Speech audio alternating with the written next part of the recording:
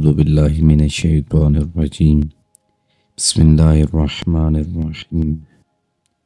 اگر انسان کا بچہ کامل عقل کے ساتھ پیدا ہوتا۔ امام جعفر صادق علیہ السلام نے فضل ابن عمر سے فرمایا کہ انسان کا بچہ اگر کامل عقل کے ساتھ پیدا ہوتا تو کیا ہوتا؟ مفضل ابن عمر نے عرض کی، آقا آپ رہنمائی فرمائیے، یہ عجیب سوال ہے، میں نے پہلے اس پر توجہ نہیں دی۔ امام علیہ السلام نے تبسم فرمایا اور کہا، انسان کے بچے کے کامل عقل کے ساتھ پیدا نہ ہونے میں اللہ تعالیٰ کی ایسی ظاہر و پوشیدہ مصلحتیں ہیں جن پر غور کیا جانا چاہیے۔ پہلی مصلحت،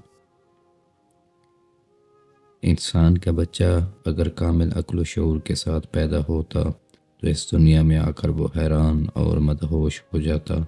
وہ اچانک ہی ایسی چیزوں کو دیکھتا جنہیں اس نے پہلے کبھی نہیں دیکھا تھا۔ اس وجہ سے ممکن ہے وہ پیدا ہوتے ہی خوف سے مر جاتا۔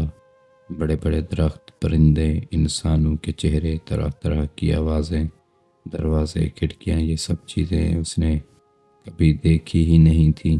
وہ انہیں دیکھ دیکھ کر پریشان اور خوف زدہ ہو جاتا۔ وہ ماں کے پیٹ کی تہ در تہ تاریکیوں اور ایک مختصر سی جگہ میں رہنے کا عادی تھا۔ اب اچانک اس کی آنکھ کھلتی تو یہاں اسے ایک بالکل ہی اور طرح کی دنیا نظر آتی۔ ان سب چیزوں کو برداشت کرنا اس کے لیے مشکل ہو جاتا۔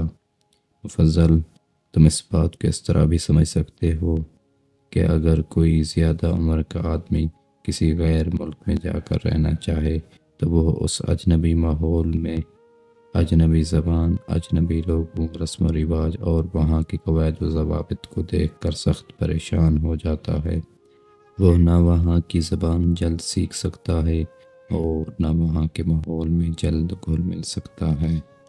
اسی طرح بچہ اگر کامل عقل و شعور کے ساتھ پیدا ہوتا اور آنکھیں کھلتے ہی اچانک اس دنیا کی عجیب عجیب چیزیں، طرح طرح کی صورتیں اور قسم قسم کی آوازیں سنتا تو سخت تعجب میں رہتا اور ایک مدت تک اس کی سمجھ میں نہ آتا کہ یہ میں کہاں آ گیا ہوں اور یہ جو چیزیں میں دیکھ رہا ہوں یہ کیا ہیں۔